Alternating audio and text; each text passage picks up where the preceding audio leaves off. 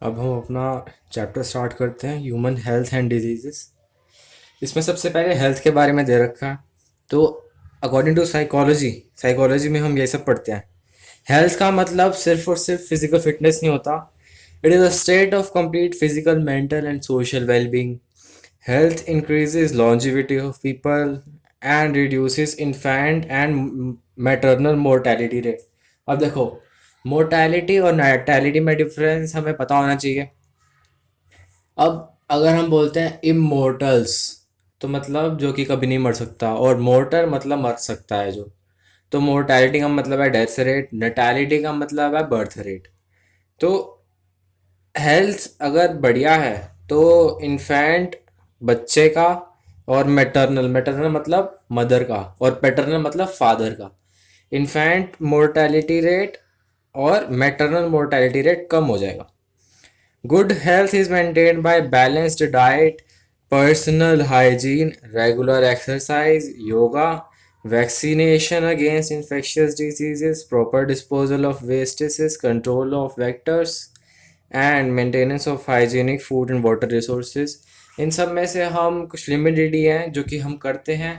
बाकी I don't think कि balance diet, personal hygiene तो रखते हैं खैर, रेगुलर एक्सरसाइज, योगा, ये सब हम कोई भी नहीं करता। लिमिटेड इंडिविजुअल्स ही करते हैं। अब आगे चलते हैं डिजीज़ की तरफ।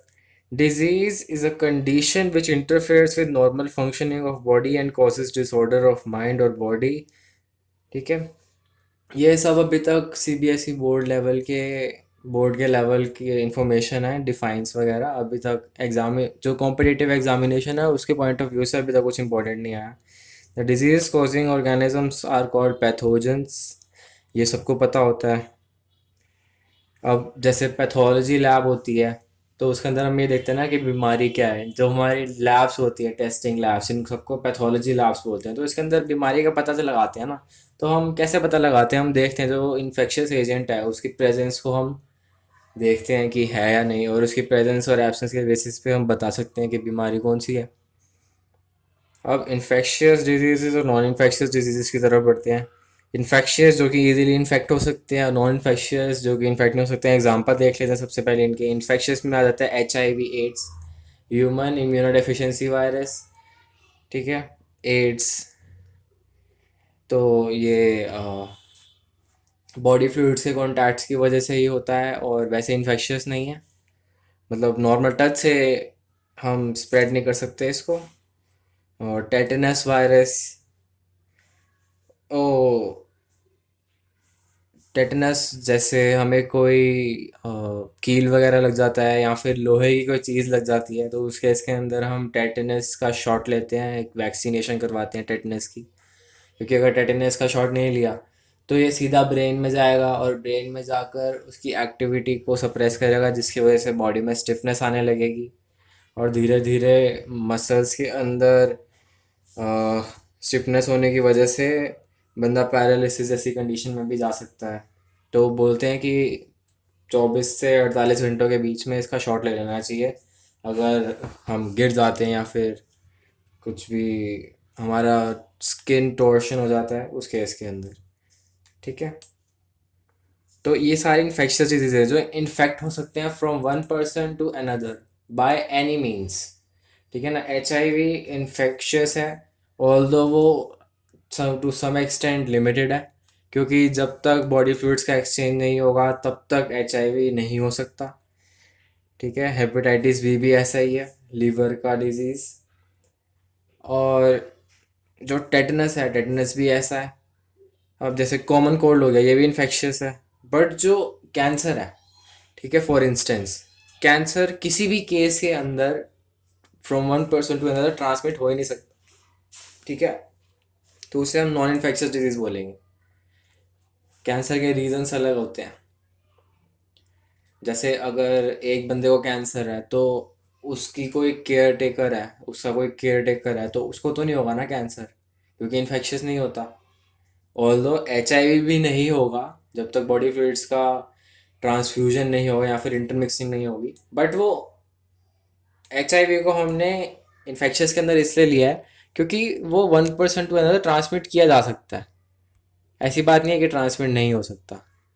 ठीक है, तो हमें इसका खासकर ध्यान रखना है। ऑल दो जो एग्जांपल्स आएंगे, अगर एग्जाम में पूछना होगा इन्फेक्शियस और नॉन इन्फेक्शियस के बीच में, तो एग्जाम जो ऑप्शन होंगे वो देख के इजीली हम डिसाइड कर सकते हैं। Infectious, they are easily transmitted from one person to another. Such diseases are due to extrinsic factors, pathogens. क्योंकि इन्फेक्शियस है तो वन पर्सन टू अनदर जा रहा है, तो जो इन्फेक्शियस एजेंट है वो एक पर्सन से दूसरे पर्सन के अंदर जा रहा है और वो ही कॉज होता है। तो जो कॉज है वो एक्सट्रिंसिक है, पैथोजन बाहर से आ रहा है। बट जैसे कि कैंसर है, कैंसर म्यूटेशंस की वजह से भी हो सकता है। ठीक है, कुछ कार्सिनोजन हमने इनटेक कर लिया तो अ, हमारे जीन्स में म्यूटेशन या फिर फेरबदल होने की वजह से वो कार्सिनोजेनिक सब्सटेंस जो हम अपटेक कर इनटेक करते हैं, कंज्यूम करते हैं, उनकी वजह से हो सकता है। तो हमारी बॉडी में इंटरनल चेंजेस आते हैं उस केस के अंदर। ठीक है, तो non-infectious diseases, they are not transmitted from one person to another. Extrinsic as well as intrinsic factor like deficiencies and hereditary factor can cause these diseases. ठीक है ना, तो ये एक्सट्रिंसिक भी हो सकता है और इंट्रिंसिक भी हो सकता है। बट जो इन्फेक्शियस है वो कभी भी इंट्रिंसिक नहीं हो सकता, क्योंकि वो पैथोजन से ट्रांसमिट हो रहा है। पैथोजन हमारी बॉडी के अंदर तो ग्रो नहीं करेगा ना। ऑल्दो जो नॉन इन्फेक्शियस है वो बाहर से एक्सटेंसिव भी हो सकता है। एक्सटेंसिक इन द सेंस जो हमने भी बताया, हमने कोई कार्सिनोजन अपटेक कर इनटेक कर लिया। और हेरिडिटरी की वजह से भी हो सकता है। जैसे बोलते हैं ना, कुछ डिजीजेज होते हैं जिसके अंदर हम पेडिग्री एनालिसिस करते हैं, फैमिली का पीढ़ी दर पीढ़ी ट्रांसफ़र होता जाता है। तो ऐसे केसेस तो हमें अच्छे से ध्यान रखना है कि जो इन्फेक्शियस डिजीज़ होते हैं वो सिर्फ और सिर्फ एक्सटर्नल फैक्टर्स की वजह से होते हैं, बट जो नॉन इन्फेक्शियस होते हैं वो किसी भी फैक्टर की वजह से हो सकते हैं। ठीक है, public health and personal hygiene reduces the probability of diseases in non-infectious diseases, और public health and personal hygiene are ineffective for non infectious diseases. तो इनके एग्जांपल्स हम देख चुके हैं। जो हेपेटाइटिस बी है वो भी इन्फेक्शियस डिजीज़ है, बट अभी इस लेवल पर हमें उसके बारे में इतना डेप्थ में जानने की ज़रूरत नहीं है। जितने हमारे पास डेटा है उतने से हमारा काम चल जाएगा। बट हमें बस इतना ध्यान रखना है कि हेपेटाइटिस बी और कैंसर का, जैसे हेपेटाइटिस बी है और डेंगू है, इन सब का कोई इलाज नहीं है। चिकनगुनिया, इन सब का कोई इलाज नहीं है। हेपेटाइटिस का भी अभी तक कोई इलाज नहीं हो पाया। हम उसके सिम्टम्स को रिड्यूस कर सकते हैं, बट उसकी एक्चुअल जो रूट है वो हम अभी तक डिस्कवर नहीं कर पाए। नेक्स्ट स्टेज पर चलते हैं, कॉमन इन्फेक्शियस डिजीज़। तो जितने भी इन्फेक्शियस डिजीज़ हैं वो उसका टेबल दे रखा है। हम इस टेबल को अभी नहीं पढ़ेंगे। ठीक है, पहले हम डिजीज़ के बारे में पढ़ेंगे, फिर इस टेबल को रीड करेंगे तो ये अपने आप समझ आने लग जाएगा। तो हम अपने नेक्स्ट टॉपिक की तरफ चलते हैं। ठीक है, सबसे पहले दे रखे हैं बैक्टीरियल डिजीज़।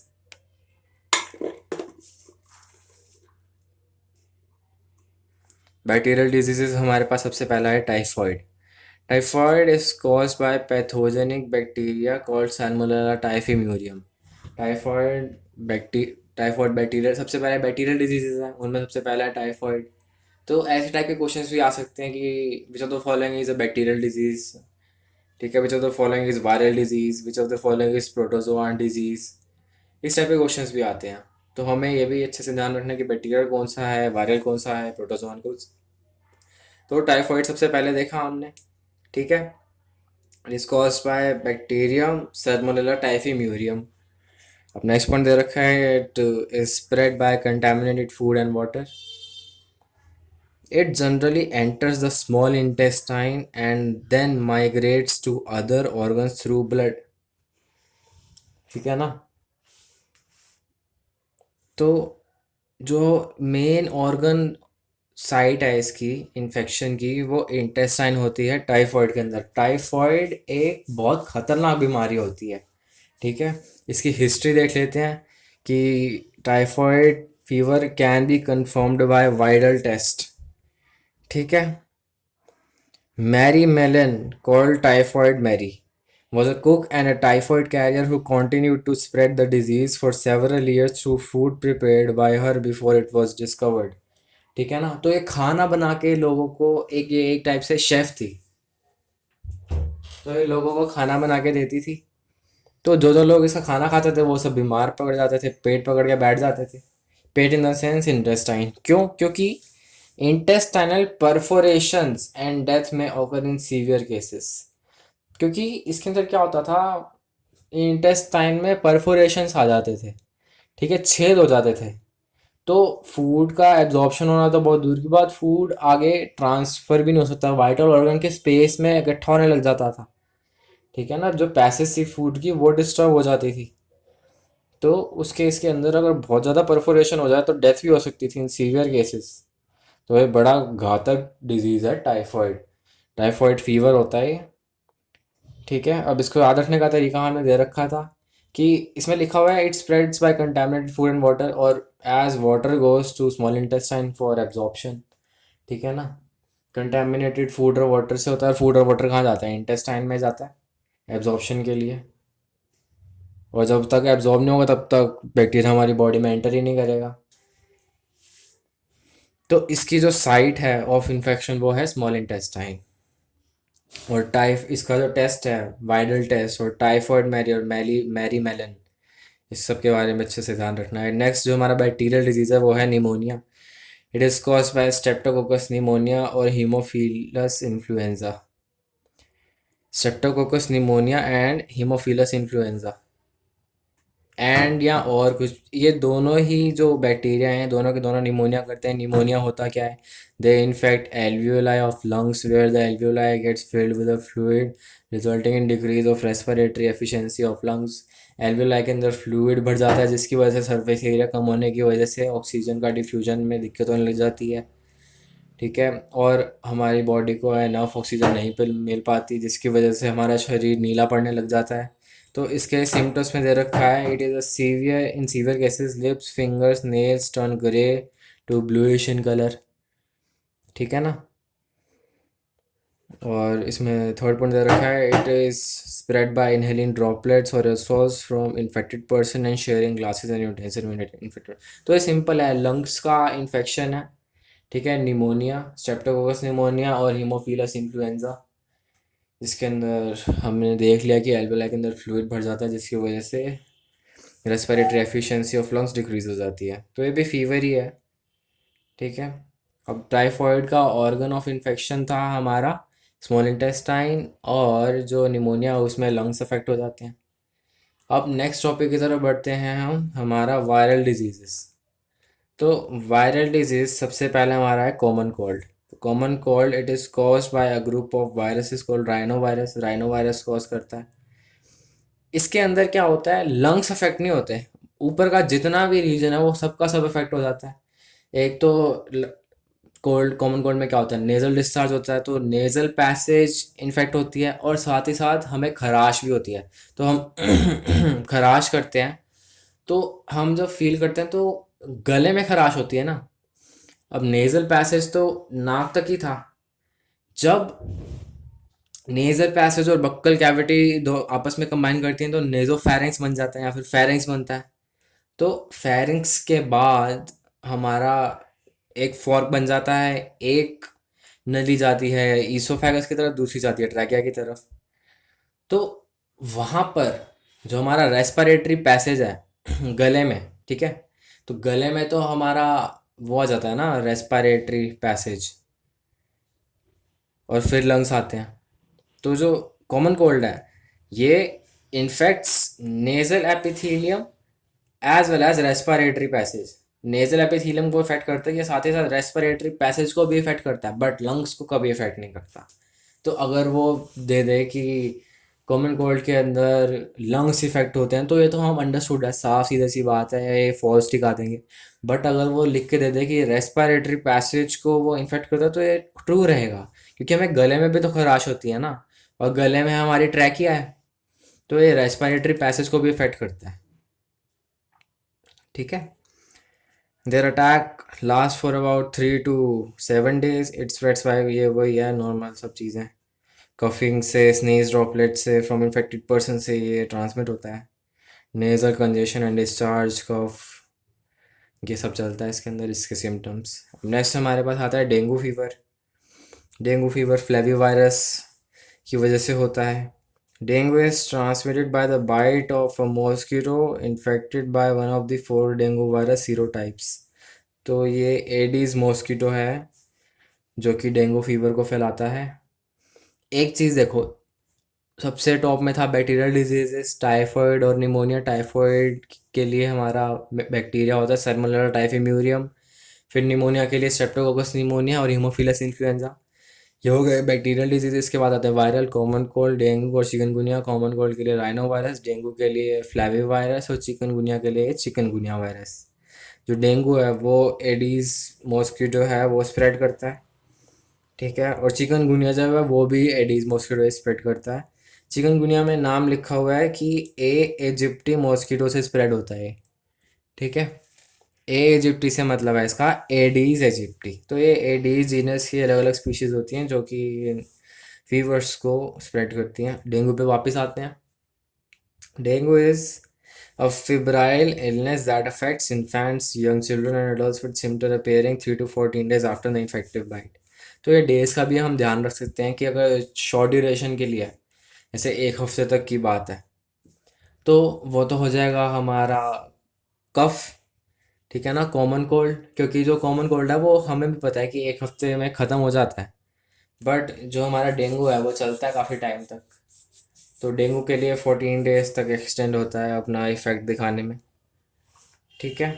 और इसके अभी तक कोई वैक्सीन नहीं है, इसकी कोई दवाई नहीं है। देयर इज़ नो वैक्सीन और any specific medication to treat dengue. People who have dengue fever should rest and drink plenty of fluids. Platelet count बहुत कम हो जाता है, ठीक है, जैसे 40,000 तक पहुंच जाता है, बहुत बुरी हालत हो जाती है।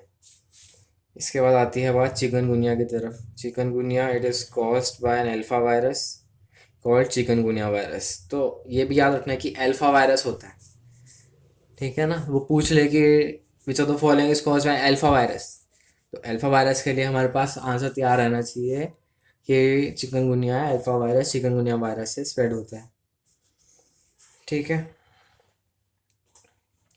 और कॉमन कोल्ड के लिए भी it is caused bye group of viruses, ठीक है ना। राइनो वायरसेस जो है ये भी ग्रुप ऑफ वायरसेस हैं। बट जो डेंगू है वो सिर्फ और सिर्फ स्पेसिफिक है कि फ्लैवी वायरस ही स्प्रेड करेगा उसको, ठीक है। Chikungunya virus A इजिप्टी mosquito spread करता है। अल्फा वायरस चिकनगुनिया वायरस आ जाता है इसके अंदर। अब इसके बेस्ट मीन्स ऑफ प्रिवेंशन देख लेते हैं। The best means of prevention is overall mosquito control. क्योंकि इसके अंदर कोई ट्रीटमेंट अभी तक सजेस्ट नहीं किया या फिर डिस्कवर नहीं किया गया है।